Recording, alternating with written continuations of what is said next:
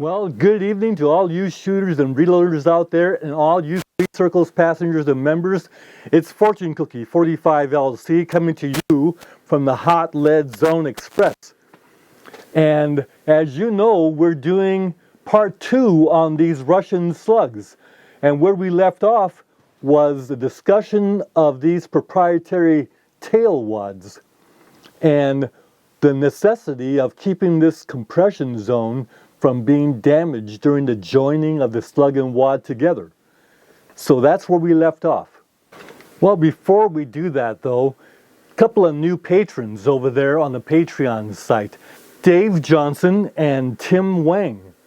So thank you for joining the Express, but I also want to thank all of you YouTube viewers out there, and a lot of you keep coming back and I really appreciate that. So thank you all the YouTube viewers, because as I said, without you the world doesn't turn. So before we get into our video, I've got to kind of tell all of you YouTube viewers something, and that is I was shocked the other day that on my site, the Fortune Cookie 45 LC Hot Lead Zone, on my site there's actually 1,800 videos.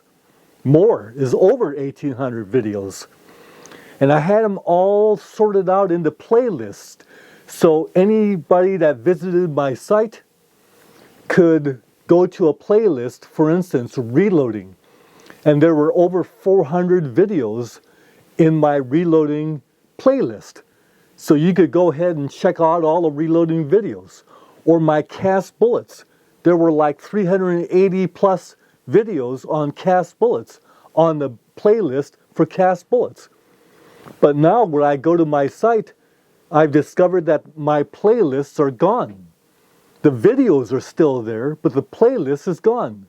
So if you were to visit my site, you would think there's not much there about reloading, not much there about cast bullets, when the exact opposite is true. Somehow all my big playlists have been removed from my site. And I don't know how it happened. All I know is I didn't do it. So my advice to all of you viewers out there that visit my site, please use the little search. And if you do a search on, say, reloading or cast bullets, then all of those videos pop up. So you'll be able to find them that way. But the playlist, forget it. There's nothing there on the playlist. If you look at the playlist thing, it unfolds, and you'll think I hardly have any videos on my site. 1,800 videos. Anyway, let's get to this. Well, it turns out that a viewer and a very creative person in the name of Nick Ross, who has machinist skills, saw the problem needing to keep this area supported as the wad was jammed into the slug.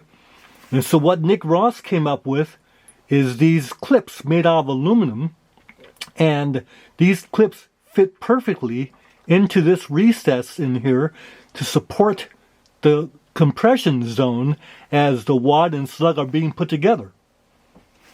Now, these clips are reusable. Some thought that you put the clips in here and they become part of the slug all the way into the shooting. That's not the case. What we do is we use these clips to put the wad and slug together, but then we take the clips out to do the next assembly. So you keep using these things over and over again. And Nick Ross made these for the Reloaders Network. They are actually essential to get these systems to shoot accurately, because if this is damaged during the assembling of the wad and slug, the accuracy will be affected. Now, Nick also produced this Wad Pusher that pushes the wad and slug together. You just go ahead and install this in any reloading press. So what do? You can get a big washer like this to take care of the top of the ram. So the procedure is to take Nick's clips and apply them to the wads like this. It fits right in there, right next to that pillar, like that. so the two of them support the compression zone perfectly. Then place the slug on top. You see it doesn't go down. It doesn't go down easily. But then you can use the loads of bacon model like this. Place it in your press. Can be any press. And then go ahead and engage the Wad Pusher. And go ahead and count 1, 2. 2 clicks. Then a couple of little slugs. And then take the clips out so you can use them again, but there you have the assembly all ready to load. Amazing how fast you can use up components, because there's another bag of wads empty. Time to get another one. But these bags are good to save because you can actually use them to store stuff, like the finished slugs. No matter, because as you see, I just go and get another bag of wads. That's because I stocked up when the stocking up was good. When James over at the Reloaders Network had a lot of these. For all the new reloaders out there, just take heart. There will be supplies at some point in the future, and at reasonable pricing, when all this blows over. Now, I actually bought an extra set of Nix clips, because you see, if you drop one of these, they may bounce somewhere where you won't find them. So I can't have that happen in the middle of reloading session, so I have an extra set of Nix clips on hand. One of the nice things about James's design with the 3D printing is that you can store Nix clips right there. And he actually gives you a shell holder type thing with a flat on it to put on top of the ram. Like this, it slides right in like a shell holder. But I don't use that because it's so much easier just to use this. But this makes a nice cap to store Nix clips. Well, before you know it, you got a whole bunch of those slug wad combos ready to load. Now, these 4-egg slugs are not designed to be used with the tail wads. They're designed to be used with regular wads where you cut the cup off, and the piston skeet wad from BPI is really good for that. Here you see one of the piston skeet wads from BPI, and it's very easy to take a blade and cut the cup section off nice and clean. And then you put the slug right on top of that, put the screw through, and go ahead and screw it together. Now, getting this aligned is the problem, because if it's misaligned, you're going to have problems.